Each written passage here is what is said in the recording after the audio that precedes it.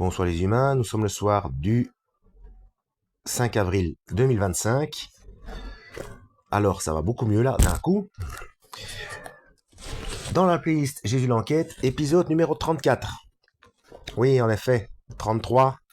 3 plus 3 égale 6, c'est peut-être à cause de ça le... elle est pas mal, j'y avais pas pensé. Bien vu. Donc là, 34. 3 et 4, ça fait 7. On devrait rester au calme. Voyons voir ça. Alors, je vais un petit peu pousser tout ça ici. Oui, parce que ces deux Jacques là, ça prête à confusion. Hein. Donc, comme d'habitude, je mettrai... Donc pour les nouveaux venus, c'est une playlist concernant... Voilà. Jésus l'enquête. Donc je mettrai la playlist en description de cette vidéo. Donc si vous voulez savoir de quoi il retourne, allez voir la playlist depuis le départ. Et dans le numéro 30, j'ai une information importante concernant Jean Stone, celui qui a écrit cet ouvrage. Hein. Alors pourquoi Jacques le Juste, le frère du Seigneur, ne peut pas être confondu avec Jacques, fils d'Alphée? Un défenseur du canal historique concernant l'identité du disciple bien-aimé, je tairai son nom par charité chrétienne, entre parenthèses, un bon, écrivit à Jean-Christian Petit-Fils après le colloque organisé sur ce thème, voir page 25.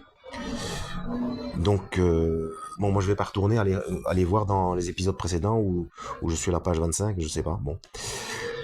Où il dit, vous affirmez, Jacques le Juste, le frère du Seigneur, ne faisait évidemment pas partie du groupe des 12. D'où vient cet évidemment? Savez-vous qu'en disant cela, vous êtes en opposition frontale avec toute la tradition de l'Église, le magistère, la liturgie, les saints, les mystiques, etc. Tous ont toujours enseigné que Jacques le Juste, frère entre guillemets du Seigneur, est Jacques le Mineur, fils d'Alphée, et que Marie d'Alphée, cousin de Jésus, frère de Jude Thaddée, est le premier évêque de Jérusalem.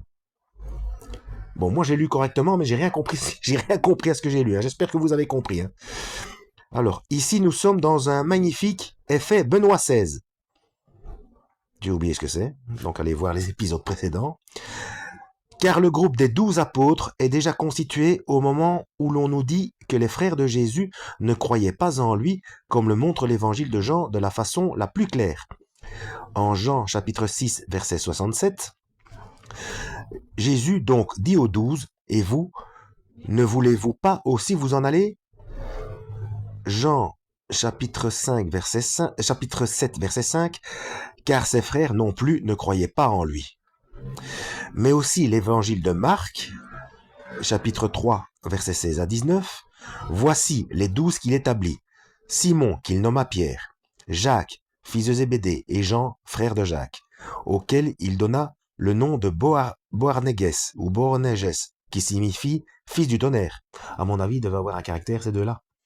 Ce serait pas étonnant qu'il ne cessait pas de se chambrer ou se disputer, je sais pas. André, Philippe, Barthélemy, Matthieu, Thomas, Jacques, fils d'Alphée, Thaddée, Simon le Cananite et Judas Iscariote, celui qui livra Jésus. Alors, petite parenthèse concernant Thomas. Comme ça veut dire le jumeau Thomas, on ne sait pas comment il s'appelle. On ne sait pas. Donc, ça peut être très bien le jumeau de n'importe qui. Hein. Ça peut être le jumeau de Thaddée ou comme on cite Matthieu juste avant. Ça peut être le jumeau de Matthieu. Hein. Donc, pour ceux qui ne connaissent pas, allez voir par rapport à cette chose-là. Allez voir ma playlist l'évangile de Thomas. Puis, dans Marc, chapitre 3, versets 31 à 35, survinrent sa mère et ses frères, qui, se tenant dehors, l'envoyèrent appeler. La foule était assise autour de lui, et on lui dit, voici ta mère et tes frères sont dehors et te demandent. Et il répondit, qui est ma mère et qui sont mes frères? Puis, jetant les regards sur ceux qui étaient assis tout autour de lui, voici, dit-il, ma mère et mes frères, car quiconque fait la volonté de Dieu, celui-là est mon frère, ma sœur et ma mère. Vous voyez bien qu'il est complètement impossible que Jacques, qui est dans la liste des frères de Jésus, qui ne croit pas en lui et que Jésus rabroue, soit en même temps dans la liste des apôtres déjà choisis par Jésus. il y a une annotation, même pour un macroniste, blague privée. Je vous ai dit déjà précédemment, ce Jean Stone, de temps en temps, il en sort des pas mal.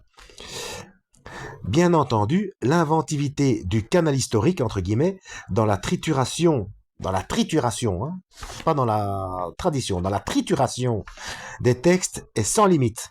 Je suppose qu'il dirait quelque chose comme Ah oui, il est question des frères de Jésus, mais en fait, il y en avait un qui croyait en lui, mais il n'était pas nécessaire de le préciser. Il faudrait donc lire Tous ses frères sauf Jacques ne croyaient pas en lui, ou quelque chose de ce genre. Une deuxième annotation. Mais il se trouve que cette même tradition, au moins une partie, c'est une thèse moins répandue que pour Jacques le Juste, affirme que les apôtres Simon le Zélote et Jude seraient les deux frères de Jésus, portant les mêmes prénoms, toujours les confusions dues à l'absence de nom de famille, c'est-à-dire que quasiment tous les frères de Jésus. Ben ouais, c'est vrai ça. Dans ses frères, il y avait un Jude et un José aussi, je crois. José, je sais pas. Mais, comme bien souvent, une deuxième lame de notre rasoir Gillette va définitivement couper à la racine la possibilité de fusion des deux Jacques. En effet, comme le dit Luc en chapitre 10, versets 1 à 24, Jésus envoya en mission non seulement les 12, mais également par la suite 70 autres disciples. 70, cette dizaine 70. Voilà, je l'ai dit. Or, les églises primitives ont retenu différentes listes ne se recoupant en grande partie de ces fameux 70 ou 70, s'il vous plaît, mais écrivez 70 s'il vous plaît. Et qui trouve-t-on partout en général comme numéro 1 dans toutes ces listes? Vous avez certainement deviné, Jacques le Juste, le frère du Seigneur. La notation. Ce qui veut dire que Jacques le Juste s'est converti entre guillemets entre la nomination des 12 et l'envoi des 70, des 70. Et l'autre annotation, je ne l'avais pas lu tout à fait. Donc, c'est-à-dire que quasiment tous les frères de Jésus faisaient partie des 12 apôtres à une époque où ils ne croyaient pas en lui. Ouais, c'est vrai, ça colle pas, du coup. Ouais.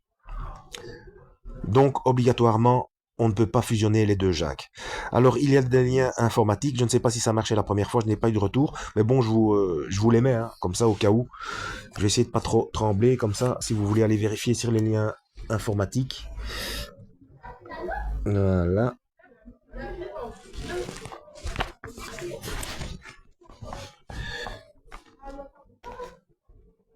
Cela veut dire que non seulement toute la tradition de l'Église, le magistère, la liturgie, les saints, j'ai pas déjà lu? Une seconde. C'est bon, j'ai retrouvé l'endroit. Si nous continuons à affirmer que Jacques le Juste et Jacques d'Alphée sont une seule et même personne, il faut pouvoir accepter le fait que cette personne était à la fois un membre des 12 et un membre des 70 ou 70, dont tout le monde est d'accord pour dire qu'ils sont complètement distincts des 12. Ben oui. Et qu'il était un membre des 12 à une période où il ne croyait absolument pas en Jésus. Mais oui. Donc, c'est 82 en tout. Donc, on retire les 12. Donc, les noms qui se retrouvent dans les autres, ben, ce ne sont pas les mêmes, forcément. 82 8 et 2, 10. 1, 0, 1. 1. Le chiffre de Dieu. Voilà. Cela veut dire que non seulement toute la tradition de l'Église, le magistère, la liturgie, les saints, les mystiques, etc., se trompent lourdement, mais en plus qu'ils n'ont même pas été capables de tirer une conséquence évidente de propos tenus dans les évangiles et d'une liste existante dans la même tradition.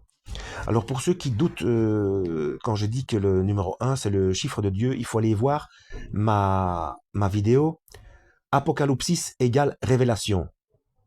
Il y a la prophétie du premier mot de la Bible, Bereshit, et on explique notamment Aleph, ce que représente Aleph, le chiffre 1, Dieu, etc. Donc il y est décortiqué la gématrie des lettres hébraïques. Il est impossible de croire, comme il le croit, que les évangiles rapportent des faits exacts et que Jacques, le frère du Seigneur, est en même temps Jacques d'Alphée. Bon, Oui, je vais continuer jusqu'au prochain sous-chapitre. Les défenseurs de ce même canal historique, entre guillemets, ne se rendent pas compte que cette fusion, entre guillemets, entre les deux hommes rend encore plus absurde les réactions de Pierre et de Paul que nous avons décrites au paragraphe précédent. Jacques d'Alphée est justement appelé Jacques le mineur, contrairement à Jacques et Jean, à Jacques et à Jean, fils de Zébédée, à Thomas, à Philippe ou à Judas, sans parler de Pierre, bien sûr, jamais à aucun moment un des évangiles ne mentionne un acte séparé ou même un simple propos de sa part. Autant dire qu'il est transparent et effacé, et c'est bien pour cela qu'il a le surnom de le mineur, entre guillemets. Ah oui, et donc le majeur, ce serait le frère de Yeshua. Je ne sais pas, on va voir plus loin. Il est 9e sur 12 dans les listes des 12 qui sont clairement des listes de préséance, entre guillemets. Et voilà soudain que Pierre se mettrait à trembler devant celui qui n'était en quelque sorte même pas l'un de ses généraux, entre guillemets, comme Jacques et Jean, fils de Zébédée, mais un simple soldat, pour continuer le parallèle avec le roi David. Non seulement il tremble devant lui, mais il craint ses envoyés. Ceux qui seraient vraiment prêts à croire cela, je pense qu'il y a vraiment longtemps qu'ils ont quitté les rivages de la raison et de l'analyse rationnelle des textes religieux. Quant à Paul, si la demande de se raser la tête et de faire pénitence, ce qui, entre parenthèses, n'est quand même pas rien, venait de Jacques d'Alphée, un apôtre mineur qui n'a laissé aucune trace individuelle dans les synoptiques, on peut penser que Paul ne lui aurait même pas répondu. Entre parenthèses, nous avons vu qu'il est déjà peu probable qu'il ait accepté une telle demande si elle venait de Pierre. Voilà. Comme ça, c'est un peu plus clair. Donc je me sentirais moins coupable de reprendre la série un petit peu plus tard. Voilà, en espérant que ça vous ait plu. Comme d'habitude, à la prochaine. Lisez la Bible et que Yahweh vous guide.